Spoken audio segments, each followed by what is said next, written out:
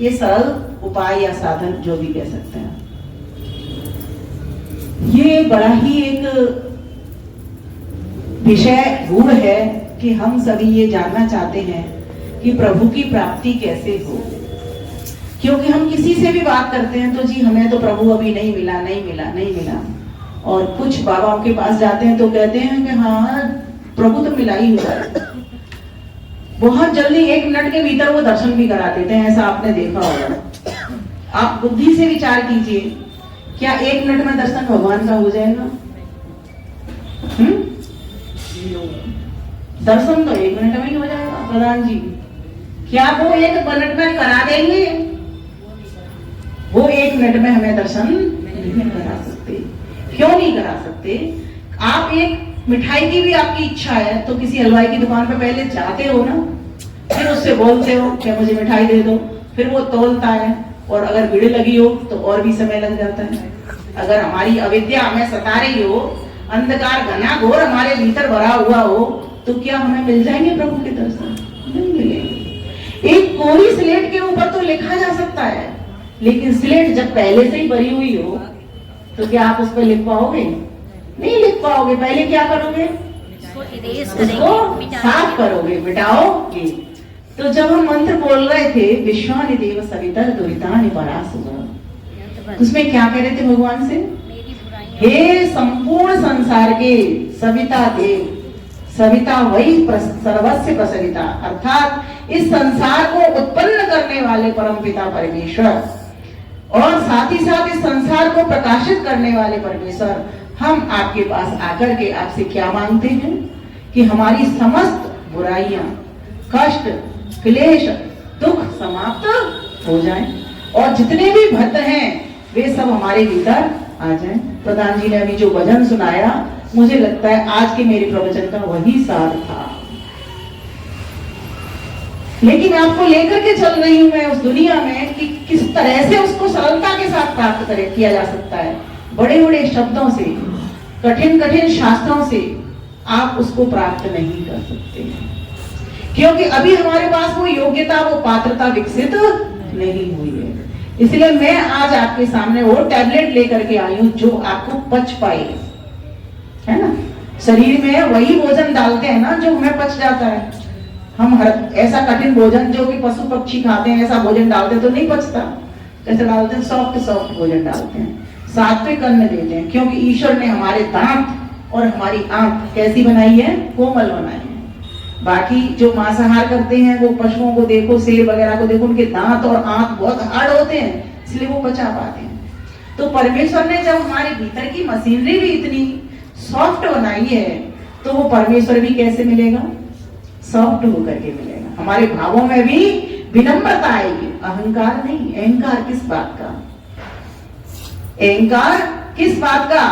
अहंकार तो न तो हमारा शरीर है, न हमारा धन है, न हमारा ज्ञान है, न हमारे पुत्र पुत्रियां, पति पिता जिनको अपना कहते हैं वे अपने हैं, क्योंकि ये शरीर ही हमारा अपना नहीं है, ये भी उस परमपिता परमेश्वर ने बनाया हुआ है। इसलिए सबसे पहला बोध हमको जो होगा, वो बोध क्या होगा?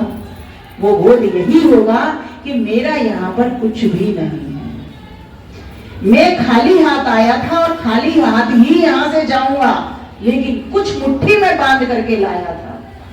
जब मैं पैदा हुआ तो कैसे आया था? मुट्ठी बांध करके आया था ना, मुट्ठी तो बाद में खुली ना ये, लेकिन जाऊंगा तो कैसे जाऊंगा? लेकिन उस मुट्ठी में क्या था? जब मुट्ठी खोली उसमें कुछ दिखाई नहीं दिया, मात्र ये ऊपर की लकीरें दिखी, लेकिन ये लकीरें तो ज्योतिषी कहते हैं। हमारे भीतर हमारे कर्मों का जो संचय था वो एकत्रित था। जन्म जन्मांतर की वासनाएं, हमारे कर्मों का किया अच्छा या बुरा, वो हमारे भीतर संचित था। वो लेकर के हम इस मुट्ठी में बंद करके आए। इसीलिए परमपिता परमेश्वर ने क्या किया? हमारा जो जन्म किया, हमारे अनुकूल किया। जैसे हमारे कर्म थे वैसे ही घर में हमारा जन्म करवा दिया, वैसे ही माता पिता उसने हमारे लिए खोज के रखे। हम माता पिता के रजबीर में आए और हमें एक नया शरीर, मनुष्य का शरीर मिल गया। मनुष्य का शरीर मिलने के लिए 50% हमारे पुण्य के कर्म होते हैं, होने जरूरी है, तब हमको एक गरीब परिवार में जन्म मिल जाता है। अगर उससे अच्छे 60% हमारे अच्छे कर्म होते हैं तो हमको एक धनवान या संपन्न परिवार में जन्म मिल जाता है। अगर हमारे 80% कर्म शुभ होते हैं, अच्छे होते हैं, तो हमको विद्वान परिवार भी साथ में मिलता है, धन संपत्ति भी मिलती है और हमको ज्ञानी लोग भी मिलते हैं, राजा के परिवार में भी हमारा जन्म हो जाता है। जब इतनी बात हमको ये समझ में आ जाती है कि परमात्मा ने ये जो हमारा मनुष्य का चोला दिया स्वयं में ही अमीर बना करके भेजा है। कैसा बना के भेजा है? हमको अमीर बना के भेजा है, हम गरीब नहीं है। क्यों नहीं है गरीब? क्योंकि अगर आप अपना मूल्य का आकलन करें शरीर का, कोई आपसे कहे कि अपना एक हाथ दे दो, मैं 10 लाख रुपए दूंगा, आप एक हाथ दोगे? नहीं दोगे। कोई आपसे कहे एक आंख दे दो, मैं आपको अरबों रुपए दूंगा, क्या आप एक पुनी आंख दोगे? नहीं दोगे। कोई आपको कहे मैं आप अपना मस्तिष्क दे दो, मैं आपको असंख्यों दे दूंगा, तो आप दोगे? मस्तिष्क कौन देगा? ब्रेन कौन करेगा अपना? नहीं दोगे। तो ये जो आपका शरीर है वो अपने आप में कितनी बड़ी संपत्ति वाला है। आप कितने बड़े घर के मालिक हो, आपके पास 1000 कोठियां हो जाए तब भी इतने मालिक नहीं बनते। परमेश्वर ने एक ही कोठी आपको ऐसी दे दी जो अद्भुत है, विचित्र है। सोचिए, जब आप इस तरह से अपना आकलन करोगे तो उस प्रभु को आपके मन से धन्यवाद निकलेगा, आप उसको समीप पाओगे कि इस परमेश्वर ने मुझे इतना सुंदर मकान दिया, लेकिन मैंने उस मकान में आकर के क्या किया? क्या मैंने झाड़ू लगाई? क्या मैंने सफाई की? विश्वानि देव सवितर दुरितानि परासुर परेसुट, क्या दुरितानि, दुर्गुणों को, दुर्व्यसनों को, कष्टों को, क्लेशों को, इनको समाप्त करने का प्रयास किया। चाहते तो हम सभी हैं कि हम पूरे 100% आनंदित हो जाए, सुख हमको प्राप्त हो जाए, लेकिन हमको सुख प्राप्त नहीं हो रहा। क्यों नहीं हो रहा? क्योंकि हम उस सुख स्वरूप को दूर पाते हैं, उसको पास में नहीं देख रहे हैं। आप जो श्वास ले रहे हो और छोड़ रहे हो, किसके कारण ले रहे हो? क्या अपने कारण ले रहे हो? अपने कारण तो ले ही रहे हो, क्योंकि आपके श्वासों का जो बंधन परमेश्वर ने किया, पिंड का बंधन किसके साथ किया? आत्मा के साथ किया, है ना। आपका जन्म हुआ तो आपको पिंड दिया, पिंड आपका साधन बना, है ना। लेकिन इस पिंड को देने वाला और इन श्वासों का बंधन करने वाला और इनको चलाने वाला, कि 1 मिनट में 72 बारी धड़केगा, ये करने वाला, ये सिस्टम को व्यवस्थित करके आपको देने वाला कौन है? और सबका शरीर का, मनुष्य के शरीर का एक जैसा सिस्टम है, एक जैसी फीलिंग्स हैं। आप अमेरिका में चले जाओ तो भी अगर कोई किसी को मारेगा तो आंसू निकलेंगे, कोई कुछ किसी को देगा तो खुशी होगी। भारत में देख लो, सबकी एक सी फीलिंग्स, कहीं कोई अंतर नहीं। और रूप रंग देखिए तो भी सबके समान है। तो कोई एक ऐसा व्यवस्थापक है, कोई एक ऐसा निर्माता है, कोई एक ऐसा संचालक है, कोई ऐसा रक्षक है जो इस सारी व्यवस्था को बना रहा है, चला रहा है, घुमा रहा है और सबकी रक्षा कर रहा है। कोई शक्ति तो वह मानते हो, लेकिन उसका मुख्य नाम, उसकी ही वाणी में उस परम पिता परमेश्वर ने कहा, मैं ओम हूं। पहला ज्ञान क्या होगा? मैं ओम हूं। ये हमको कहा, ओम कम ब्रह्म। कैसा हूं? जैसे आकाश सर्वत्र व्यापक है, ऐसे मैं ही सब जगह पर व्यापक हूं। इसलिए मेरा एक नाम ओम के साथ साथ विभु भी है। विभु का अर्थ भी व्यापक होता है, विष्णु का अर्थ भी व्यापक होता है, आपह का अर्थ भी व्यापक होता है। जब आप सत्याग्रह प्रकाश खोलोगे, उसके प्रथम समुल्लास में ही आपके यहाँ ये चलता है। वहां आपने 100 नामों की व्याख्या ऋषि दयानंद कृत सुनी होगी, लेकिन आप में से कुछ लोग नए हैं तो आप जान करके यहाँ से जाएंगे कि परमपिता परमेश्वर का अपना नाम, जैसे आपके बच्चे का एक नाम होता है ना, जो स्कूल में भी चलता है, जो हस्ताक्षर में चलता है ना। लेकिन घर में कोई उसको कैसा कहता है? चंचल कह देता है ना। जब वो शोर मचाता है तो, या कोई घर में और प्यार का नाम बोल देता है ना। आजकल तो बड़े उल्टे सीधे नाम रखे जा रहे हैं, कुछ पता ही नहीं चलता। लेकिन फिर भी शिक्षित परिवार में वैदिक नामों की प्राथमिकता रहती है, वो अपने बच्चों के बहुत अच्छे नाम रख रहे हैं। तो हमें अपने नामकरण पर भी बच्चों का ध्यान रखना चाहिए, जिससे घर का वाइब्रेशन, क्योंकि बच्चे एक फुलवारी के क्या होते हैं? फूल होते हैं। उनसे हमारा वाइब्रेशन कैसा होता है, वातावरण अच्छा होता है। तो नामों पर भी हम फोकस करते चले। तो परम पिता परमेश्वर का नाम क्या है? ओम। और उसका नाम ओम क्यों है, ये भी मन में सवाल आता है। क्योंकि ओम के भीतर 3 शक्तियां हैं। कौन कौन सी? एक तो ब्रह्मा शक्ति है, एक विष्णु शक्ति है, एक महेश शक्ति है। ब्रह्मा, विष्णु और महेश, ये तीनों एक ओम नाम में आ जाते हैं। जैसे आप ईश्वर को कहोगे ब्रह्मा है, उसका नाम कोई पूछे आप कहते हो ब्रह्मा है वो, तो आप एक बात बोलते हो, है ना। कोई आपसे पूछे क्या है, पर मैंने विष्णु कहते तो आप एक अंग बोलते हो। कोई पूछे क्या नाम है तो आप महेश बोल करके एक अंग बोलते हो। लेकिन जब आप उसको बताते हो ओम, तो इसमें तीनों बात आ जाती है। क्यों आ जाती है, इसको समझिए लॉजिक को। क्योंकि संसार को बनाने वाला कौन होता है? ब्रह्मा। चलाने वाला कौन होता है? विष्णु, है ना। और संहार करने वाला कौन होता है? महेश। तो ये तीनों काम कौन कर रहा है? एक ही परमपिता परमेश्वर। तो जब हमको इतनी बात समझ में आती है कि एक ही पिता हम सबका है। कल मैंने भजन बोला था ना, कौन सा?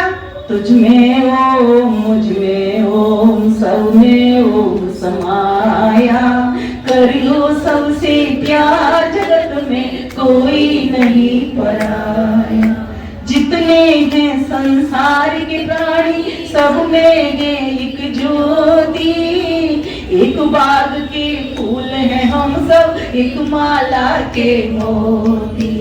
फिर ना जाने किस मूरत में, फिर ना जाने किस मूरत में लड़ना हमें सिखाया, कर लो सबसे प्यार, जगत में कोई नहीं पराया, कोई नहीं पराया। जब सबके भीतर उसके दर्शन आपको होने लग जाएंगे, जैसे आपने नामदेव का किस्सा सुना है ना। नामदेव जी क्या कर रहे थे? संत थे बहुत बड़े, और भोजन करने बैठे।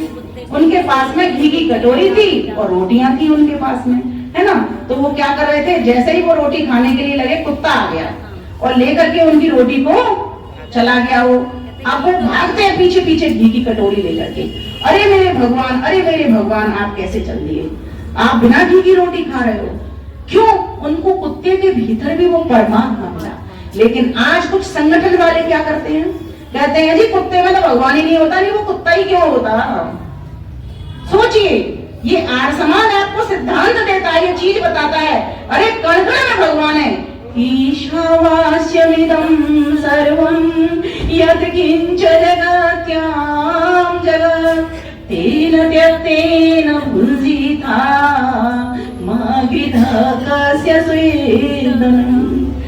जब उसकी हमसे न तो कण से दूरी, किसी कण से, न स्थान से दूरी, न समय से दूरी।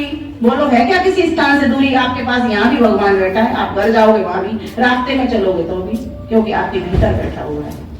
भीतर है ना वो, तो आप जहां जाओगे सब जगह मिल जाएगा आपको। जहां बैठोगे वहां भी बैठा हुआ है वो। तो जब कोई जगह उससे खाली नहीं है तो अनुभूति क्यों नहीं हो पा रही है? क्योंकि अभी अंधेरा है। इस बात को हम ढंग से समझ नहीं पाए हैं। अंधेरे में कोई चीज दिखाई देती है? नहीं दिखाई देती। इसलिए मैं कहती हूँ, बोलो मेरे साथ, अंधेरे में रटवाती हूँ सबसे, अंधेरे में ठोकर है, प्रकाश में ठाकुर है। जब आप अंधेरे में चलते हो तो ठोकर लगती है कि नहीं लगती? अब भाई बहुत समझदार हमारी माता जी जैसी बैठी हैं, इनको तो ना लगे बच बच के निकल जाए। तो उसके लिए किसने काम किया? ज्ञान ने काम किया, तभी वो बच गई। तो अर्थात उसके पास अंधेरा नहीं था, बाहर का अंधेरा तो था लेकिन भीतर का उजाला था, इसलिए वो बच के निकल गई। तो हमको क्या करना होगा?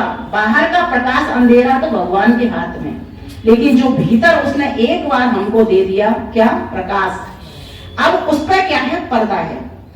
पर्दा जो रुकावट है, मिलने ही नहीं देता, अज्ञान की जकड़न से हिलने ही नहीं देता। बस आपको क्या करना? पर्दे को हटाना, सरका देना। क्या करना? पर्दे को, अविद्या के पर्दे को। विश्वानि देव सवितर दुरितानि परासुर। हे परमपिता परमेश्वर, मेरा इतना अंधेरा दूर कर दो कि मैं अपनी समस्त अविद्या को समाप्त कर पाऊं, इन कष्टों से दूर हो पाऊं। दुख हो, सुख हो, हर हाल में मैं तुझे अपना बना पाऊं, अब तुझे देख पाऊं, अनुभव कर पाऊं। क्योंकि आज मैं अगर किसी परिस्थिति में फंस गया, है ना, या किसी ने मेरा अपमान कर दिया, तो मेरे में भीतर कोई ना कोई कमी होगी। मेरे कर्म ऐसे होंगे जिसलिए मैं परिस्थिति में फंस गया हूं। भगवान को दोष मत देना। भगवान किसी का बुरा नहीं चाहता। कोई माँ अपने बच्चे का बुरा चाहती है क्या? चाहती है क्या? कोई माँ नहीं चाहती। तो जगत जननी माँ जो सबकी माँ है, क्या वो अपने बच्चों का बुरा चाहेगी? वो नहीं चाहेगी। भगवान को प्राप्त करने के लिए सबसे सरल उपाय यही हो सकता है, उसको चारों ओर देखिए, पर विपरीत परिस्थितियों में अपना कर्म देखिए कि मेरा कर्म का परमेश्वर तो कैसा है, न्यायकारी है, वो तो न्याय करता है। इसलिए मैं सबको कहती हूँ, आर्य समाज का दूसरा नियम, रट करके रखिए और सिर्फ रट करके मत रखिए तोता की तरह, उसका ध्यान करना प्रारंभ कीजिए। जब आप सुबह शाम संध्या करते हो, संध्या के समय या नहीं करते हो, तो भी आर्य समाज का दूसरा नियम इस ध्यान के साथ करना कि उसमें जो गुण कर्म स्वभाव परमेश्वर के लिखे हुए हैं, वे गुण कर्म स्वभाव परमेश्वर मेरे भीतर भी आ जाएं। जैसे कहा था ना, धर्म कर्म की हाट लगा ले, पूरा पूरा तौल रे। जब तुम पूरा पूरा तौलोगे तब समझ लेना भगवान तुम्हारे पास है। इतनी शुचिता होनी चाहिए। निर्मल मन जन सोए मोए पावा, मोए कपट छिल छेद्र न भावा, मोए कपट छल छेद्र न भावा। इतनी मेरे भीतर शुचिता आनी चाहिए तो समझो प्रभु मिला ही हुआ है। स्वच्छता होगी, शुद्धता होगी, दिव्यता होगी, पवित्रता होगी, तो मुझसे दूर कहां है? स्पष्ट दिखाई देगा ना। देखो एक आपको उदाहरण देते हैं इसका। एक शीशा है, शीशे के ऊपर गंदगी लगी हुई है, चेहरा दिखेगा? नहीं दिखेगा। अच्छा, शीशा चटक गया तो कितने मुंह दिखेंगे? तो भी साफ नहीं दिखेगा। अच्छा, शीशे के ऊपर कर्टेन लगा है तो दिखेगा? तो भी नहीं दिखेगा ना। कहीं से टूटा फूटा है तो भी चेहरा नहीं दिखेगा, गंदगी लगी है तो भी नहीं दिखेगा, और पर्दा लगा है तो भी नहीं दिखेगा। अब कब दिखेगा? पर्दा हटा देंगे, गंदगी मिटा देंगे और टूटे फूटे को हटा करके अच्छा एक जैसा शीशा वहां पर लगा देंगे। अब इसका शीशा तो भगवान के हाथ में, तो क्या करना होगा हमको? ये इसको सफाई करनी है रगड़ रगड़ करके, जिससे कोई इसको ब्रेक ना कर पाए, तोड़ ना पाए इस शीशे को। और तोड़ता कोई बाहर का नहीं है, हम स्वयं ही इसको तोड़ लेते हैं। किसके कारण? द्वेषों के कारण। हमारे भीतर दो चीजें हैं, महर्षि पतंजलि कहते हैं योग दर्शन में, राग भी है हमारे पास और द्वेष भी है। राग कब होता है? जब हमें किसी से एक दूसरे से सुख मिलता है तो हमें उसके प्रति राग हो जाता है, मोह हो जाता है। लेकिन जब हमें उसी व्यक्ति से दुख मिलता है तो हमें उससे द्वेष होना प्रारंभ हो जाता है। सुख और दुख, इनके कारण हमको क्या होता है? राग और द्वेष होना प्रारंभ होता है। जब ये दोनों ही चीजों से हम ऊपर उठ जाते हैं, भगवान कृष्ण क्या कहते हैं गीता में? समः शत्रौ च मित्रे च तथा मानापमानयो, शीतोष्ण सुख दुःखेषु समः संग विवर्जितः, समः संग विवर्जितः। जिस व्यक्ति को ये समता की स्थिति आ जाती है, वो समझना भगवान उसके पास है। आज हमारे पास समता की स्थिति नहीं है। धूप में चले जाते हैं, कुमला जाते हैं, बारिश में हो जाती है, भीग जाते हैं, सर्दी पड़ जाती है, ठंडी लग जाती है। कहाँ है तपस्वी शरीर? कहाँ है शुद्ध शरीर? जबकि मनु महाराज क्या कहते हैं इसी बात को? अद्विघात्राणि शुद्ध्यन्ति मनः सत्येन शुद्ध्यति, विद्या तपोभ्यां भूतात्मा बुद्धिर्ज्ञानेन शुद्ध्यति। अगर शुद्ध होना चाहते हो तो जल की, आपके शरीर की शुद्धि किससे होती है? जल से होती है। अच्छा, और मन की शुद्धि सत्य बोलने से होती है। जीवन में इतना सच आना चाहिए कि स्वामी दयानंद सरस्वती ने 5 नियमों के भीतर सत्य सत्य सत्य सत्य सत्य बन दिया। इतनी सच्चाई आपके भीतर आ जानी चाहिए। समझो भगवान आपके पास है। क्यों पास है? समानता से समानता का गुण मिलता है। जल से जल मिलता है, जल से पत्थर नहीं मिलता। ईश्वर स्वयं में सत्य है और जीवात्मा भी अगर स्वरूप से तो सत्य है, लेकिन संसार में आकर के वो झूठा कार्य करता है, झूठ बोलता है बात बात पर, तो ईश्वर से मुलाकात नहीं हो पाती। यही तो गंदगी है। चित्त रूपी शीशे पर यही गंदगी है, झूठ बोलने की, मिथ्या वचन करने की, निंदा करने की, किसी की कड़वा बोलने की। यही हमारे भीतर झूठी बात है, गलत बात है। तो इसलिए कहा गया भगवान हमको क्यों नहीं मिलते? क्योंकि हमारा जीवन न तो शुचिता में है, न सत्यता में है, न शुद्धता में, न साफ में, न सफाई में है। इसलिए भगवान हमको अनुभव नहीं होते। वो तो हमारे भीतर भी, बाहर भी, ऊपर भी, नीचे भी, दाएं भी, बाएं भी, सब सब जगह पर वो विद्यमान रहते हैं। मिलने का एक ही तरीका है, अपने चित्त की शुद्धि कर लीजिए। महर्षि पतंजलि योग दर्शन में बड़ा सुंदर कहते हैं अपने जीवन में, मन में, वाणी में, कर्म में अहिंसा को धारण करो। जब तक आपके जीवन में अहिंसा का व्रत नहीं होगा ना, अच्छा अहिंसा क्यों करें, क्यों लाएं अपने जीवन में? अहिंसा प्रतिष्ठायाम तत्सन्निधौ वैर त्याग, क्योंकि अहिंसा को धारण करने से सभी प्राणियों से बैर भाव छूट जाता है। जब मन से, वाणी से और कर्म से, क्रिया व्यवहार से सबके साथ हमारा सत्य व्यवहार होगा, न्यायुक्त व्यवहार होगा, अच्छा व्यवहार होगा, प्यारा व्यवहार होगा, मधुर व्यवहार होगा, किसी के भले के हित के लिए व्यवहार होगा, तो सबसे बैर छूटेगा कि नहीं छूटेगा? हर कोई व्यक्ति उसको कैसा समझेगा? अच्छा ही समझेगा। तो इसलिए कहा गया कि योग दर्शन में जो हमारे 8 अंग बताए अष्टांग योग के, उसमें 8 सीढ़ियां बताई, उसमें पहली सीढ़ी तो चढ़ लो, तब तो तुम्हें प्रभु के दर्शन होंगे।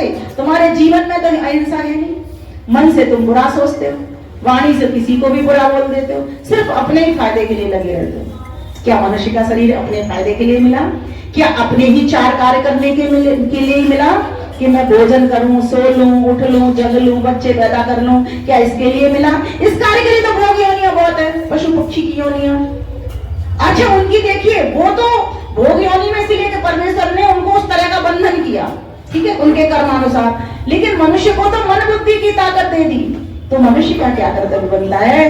इन मन बुद्धि की इंद्रियों को प्राप्त करके शिव संकल्प से भर जाए, वो बुद्धि से सही निर्णय ले, सही दिशा में जाने का निर्णय ले, तब जाकर के आप परमात्मा को अनुभव कर पाएंगे, अन्यथा परमात्मा आपके अनुभव में आने वाला नहीं है। इसलिए पहले क्या काम करना होगा? विश्वानि दुरितानि, अर्थात परमेश्वर मेरे समस्त दुरितों को, दुर्गुण, दुर्व्यसन, व्यसन आ गए हैं, पीने के, खाने के, उल्टे सीधे कर्म करने के, जुआ खेलने के, नशा करने के, ये सब व्यसन ही तो है हमारे।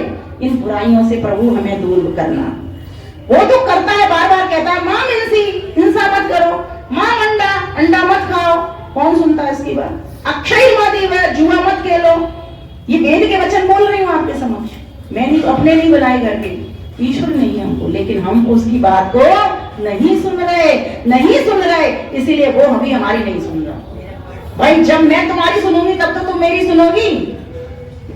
जब माँ की बेटा सुनेगा तो बेटा की माँ सुनेगी, लेकिन माँ तो फिर भी उदार है, दया निधान है, फिर भी वो बेटे की सुनती है। लेकिन बेटा अगर गलत काम करता है तो बेटे को थप्पड़ जरूर लगाती है कि नहीं लगाती है? ये जो हमें दंड मिलते हैं, ये किसी तरीके का हमारा किया हुआ ही कर्म है जो हमको दंड दिलवाता है।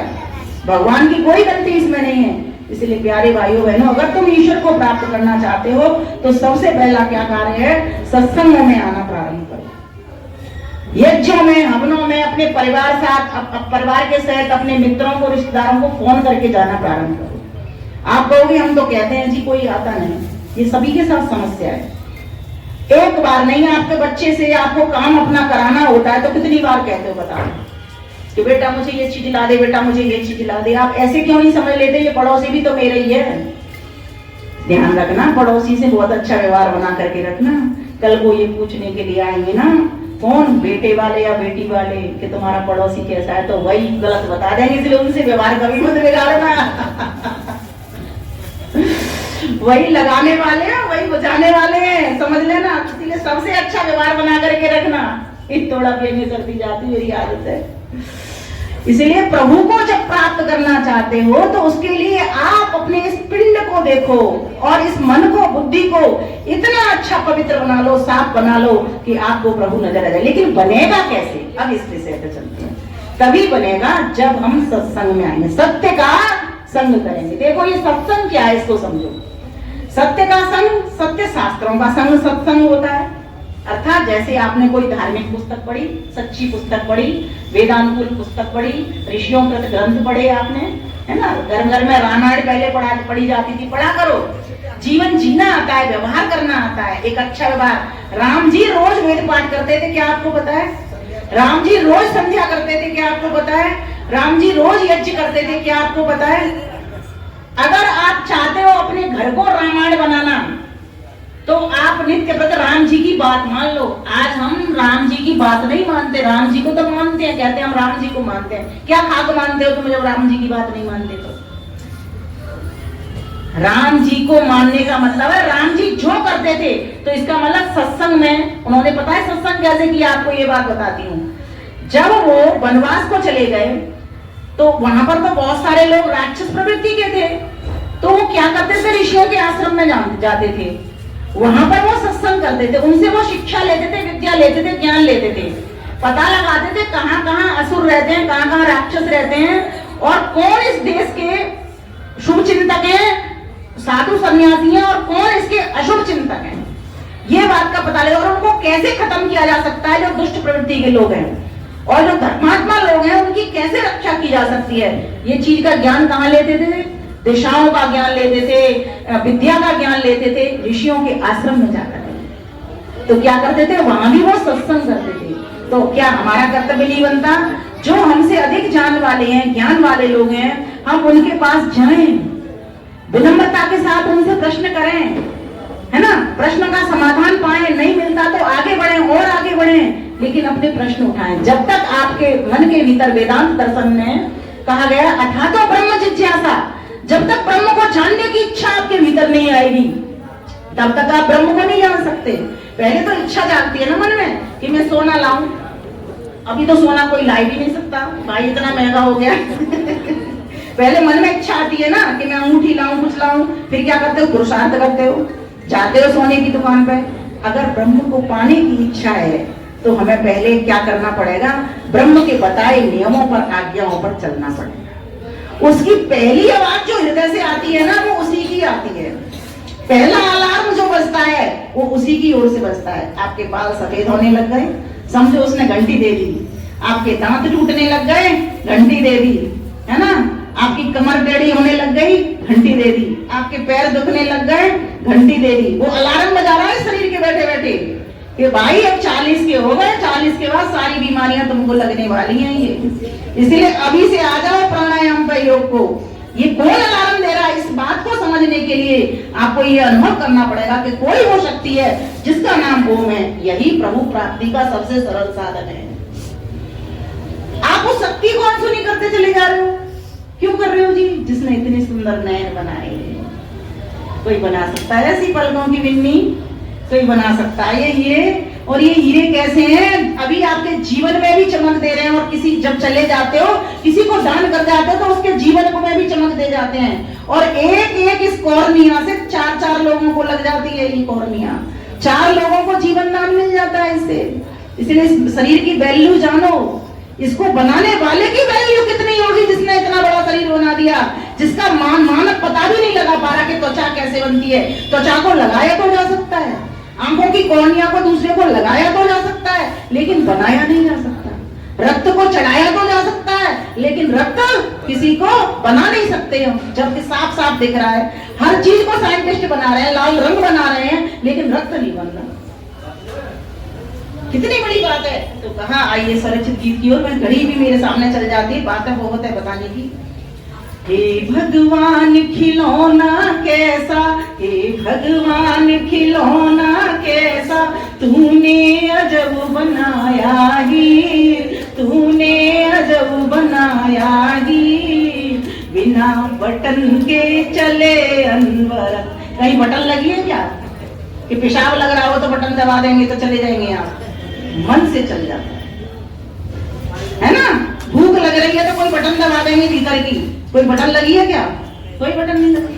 बिना बटन के चले अनवरत, अचरज होता देख शरीर, अचरज होता देख शरीर। नहीं किसी ने करी सिफारिश, बोलो, नहीं किसी ने करी सिफारिश, फिर भी पाई स्वस्थ सुदेह, फिर भी पाई स्वस्थ सुदेह। सिर से लेकर पैर तिलक में बहे प्रवाहित रक्त प्रमेह, सिर से लेकर पैर तलक में बहे प्रवाहित रक्त प्रमेह। प्राणों का कैसे कर बंधन, प्राणों का कैसे कर वंदन, अंदर कैसे भरा समीर, अंदर कैसे भरा समीर। अरे ब्रह्मांड में जो वायु थी उसको अंदर पिंड में कैसे पकड़ा, सोच के देखो। कोई पकड़ सकता है? अगर पकड़ सकता कोई डॉक्टर, इंजीनियर, वैज्ञानिक, तो कभी कोई आदमी मरता नहीं, फटाफट श्वास जाती और उसको पकड़ करके वापस कर देता। उसी की श्वास को अभी थोड़ी कहीं बची है, उसको तो बढ़ा सकता है, लेकिन जो निकल गई फिर उसके बाद उसको चढ़ा नहीं सकता। हे भगवान खिलौना तूने कैसा जब बनाया ही, कैसा जब बनाया ही, बिना बटन के चले अनवरत अचरज होता देख शरीर, अचरज होता देख शरीर। नहीं जानती यंत्र कौन सा जिससे हृदय धड़कता रोज, जिससे हृदय धड़कता रोज। दिल दिया तो जा सकता है लेकिन दिल बनाया नहीं जा सकता। नहीं जानती यंत्र कौन सा जिससे हृदय धड़कता रोज, मेगा पिक्सल बहु हजार के चक्षु कैमरे करते हो। कितने मेगा पिक्सल को आप सुन सकते हो, कितनी दूर तक की आवाज को सुन सकते हो, कितने बड़े आपके कैमरे लगे हुए हैं आंखों के सामने, कितनी दूर तक की आप रोशनी को कैच कर सकते हो। कोई बना सकता है इन कैमरों को? सीसीटीवी कैमरे हमने बना लिए, लेकिन उनकी एक लिमिट है, लेकिन इस कैमरे की ये काफी दूर तक देख सकता है अगर आंखें स्वस्थ होती हैं तो। सोचो, तो कहा मेगा पिक्सल बहु हजार के चक्षु कैमरे करते हो। जिह्वा का तो कहना ही क्या, जिह्वा का तो कहना ही क्या, स्वाद हजारों लेती थी, स्वाद हजारों लेती थी, बिना बटन के चले अनवरत अचरज होता देख शरीर, अचरज होता देख शरीर। यहीं तक नहीं रुके, त्वचा लगाए सेंसर ऐसे, प्रधान जी त्वचा लगाए सेंसर ऐसे, छू करके सब पता लगे, छू करके सब पता लगे, कान करें ध्वनि कोडिंग ऐसी, सुनने पर अचरज उमगे, सुनने पर अचरज उमगे। जल से तन यह भरा हुआ है, जल से तन यह भरा हुआ है, छिद्र अनेक न निकले नीर, छिद्र अनेक न निकले नीर, बिना बटन के चले अनवरत अचरज होता देख शरीर। इतने सारे छेद भी हैं, लेकिन बिना मतलब के निकलता ही नहीं कहीं से पानी। और कितना पानी भरा हुआ, 75% इसमें पानी भरा हुआ। कैसे किया ये? जब आप इस तरह सोचोगे ना, जैसे मैंने गीत बनाया, जब मैं सोचते चली गई तो मैं डूब गई भगवान में। भाई खोज क्या, खो जाना उस ईश्वर में। देखते देखते, सोचते सोचते, उसकी बातों को करते करते उसमें खो जाने का नाम ही क्या है? ईश्वर की प्राप्ति है। ये ईश्वर की प्राप्ति ही तो है कि मैं इस तरह से सोचते सोचते सोचते सोचते उसमें डूब गई और मुझे कुछ पता नहीं बाहर क्या हो रहा है, भीतर की दुनिया में प्रवेश कर गई। तो मैंने कहा जल से तन यह भरा हुआ है, छेद अनेक न निकले नीर, बिना बटन के चले अनवरत अचरज होता देख शरीर। और महत्वपूर्ण बात है, लेता नहीं सहारा कोई, सीधा खड़े रहे दिन रात, कभी न घिसते तलवे पग के, कैसे टायर है प्रणिमा। ये शरीर आपका सीधा खड़ा हो जाता है। कोई खड़ा करता है इसको? कैसा सिस्टम लगाया है? आप खड़े हो जाते हो ना, बैठ जाते हो, खड़े हो जाते हो, पीटी करने लग जाते हो, कुछ काम हाथ उठा लेते हो, कहीं की कोई बटन दबानी पड़ती है? नहीं, कुछ नहीं करना पड़ता, सारा सिस्टम हो जाता है अपने आप ही। कैसे हो रहा है? सोचो, यही वो ईश्वर है जो कर रहा है, वो शक्ति है जिसकी बारंबार हम कह रहे हैं आपको प्राप्त है वो ईश्वर।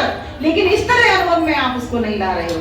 तो कहा लेता नहीं सहारा कोई, सीधा खड़ा रहे दिन रात, कभी न घिसते तलवे पग के, कैसे टायर हैं बड़े माँ।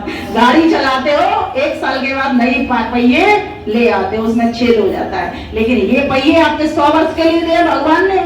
ये पैर कहीं घिसते दिखे हैं आपको आज तक? ये आंख आपको कभी छोटी बड़ी होते दिखी है? उतने के उतने ही हैं। पूरा शरीर में बढ़ जाता है, घट जाता है, कमजोर हो जाता है, लेकिन आंखों के लिए जितने बच्चे के पहले दिए थे भगवान ने, उतने की ही उतने रहते हैं। सोचो शरीर बढ़ रहा है, लेकिन जो हीरे हैं भीतर के वो उतने की ही उतने। क्या व्यवस्था बाहर है भगवान, तूने क्या कर दिया?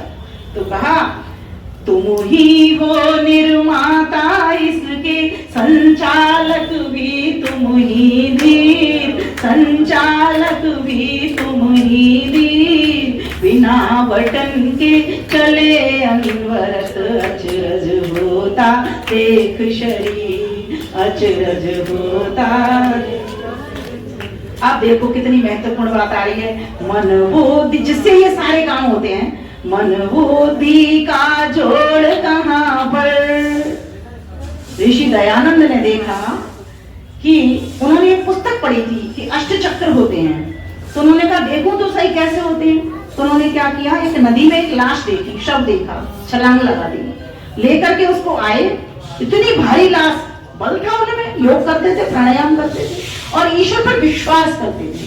लेकर के आए, लिटाया जमीन पर और उसकी चीर फाड़ शुरू कर दी कि देखो तो सही जो मैं पढ़ रहा हूं इस पुस्तक के भीतर कि कहां पर ये अष्टचक्र होते हैं। कहते हैं उन्होंने खोला, कितने बड़े सर्जन रहे ऋषि दयानंद। सोचिए, जब ज्ञान आ जाता है ना तो हर तरह की योग्यता उसके पास आ जाती है, स्वाध्याय में डॉक्टर भी बना देता है। तो उन्होंने उसको खोला, कहीं भी उनको चक्कर दिखाई नहीं दिए।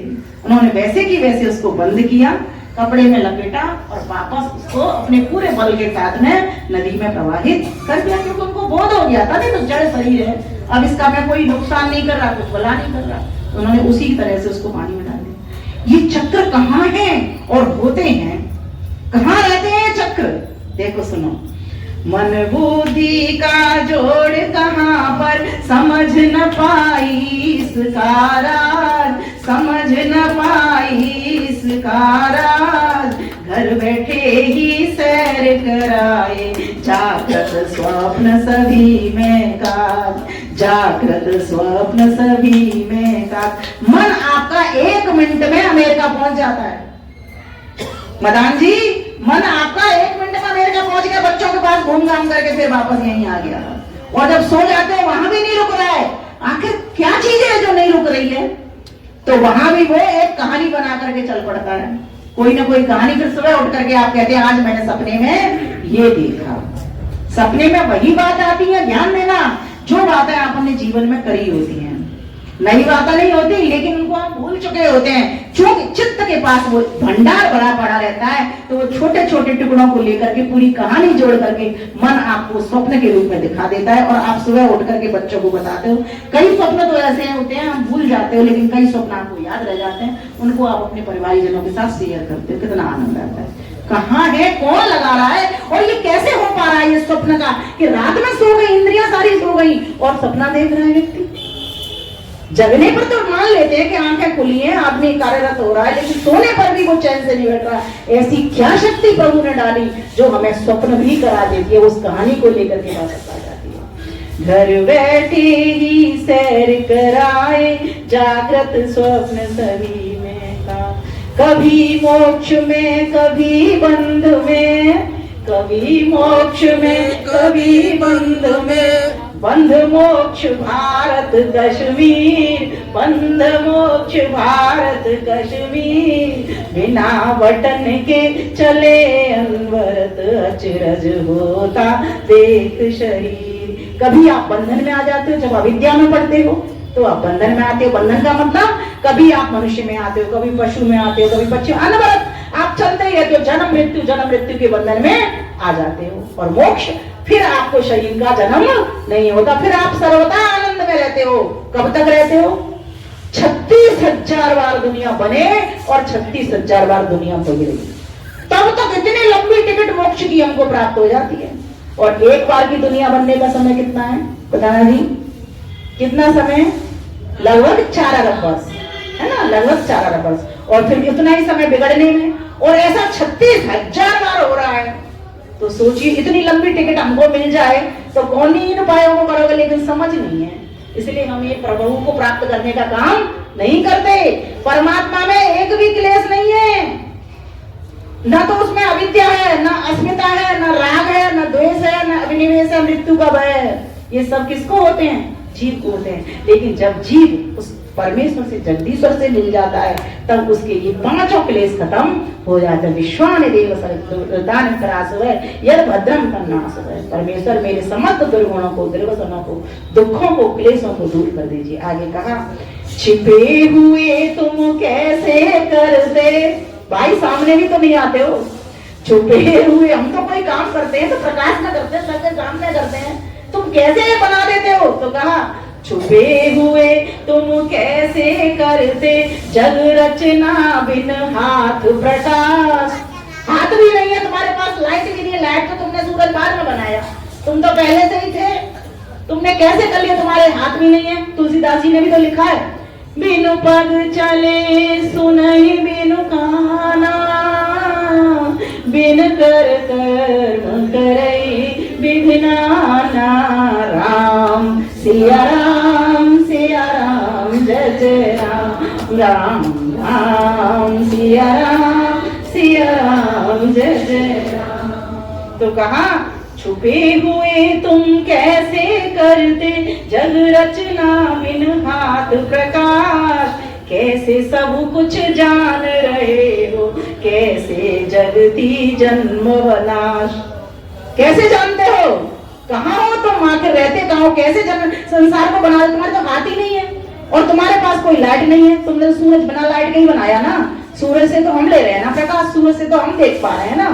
तो तुमने ये करा तो करा कैसे? इस अचंभे में जब आप, इस रहस्य की दुनिया में जब आप पहुंच जाते हो, समझो आपको प्रभु के दर्शन होते हैं। वो बताता है, फिर कहता है, देख तुम्हारा सृजन सृष्टि का, पाने मन को उठा अधीर, पाने मन को उठा अधीर। बिना बटन के चले अनवरत, अचरज होता देख शरीर। अंतिम बात कहकर के अपनी वाणी को विराम दूंगी। जो मुझे समय दिया, मैं अपने समय में ही हूँ। तो अंतिम बात कही, आप खिलाड़ी खेल आपका। अब मैंने आप पे ही छोड़ दिया। आप खिलाड़ी खेल आपका, और खिलौना मालिक आप, और खिलौना मालिक आप। विमल पुनीता सदा तुम्ही में, लगी रहे निश दिन कर जा, लगी रहे निश दिन कर जा। दो मुझको सद्बुद्धि प्रमोहि, बोलो, दो मुझको सद्बुद्धि प्रमोहि। मिलूं मिटा तम सारी पीर, मिलूं मिटा तम सारी पीर। बिना बटन के चले अनवरत, अचरज होता देख शरीर, अचरज होता देख शरीर। हे भगवान खिलौना कैसा तूने अजब बनाया ही, तूने अजब बनाया ही।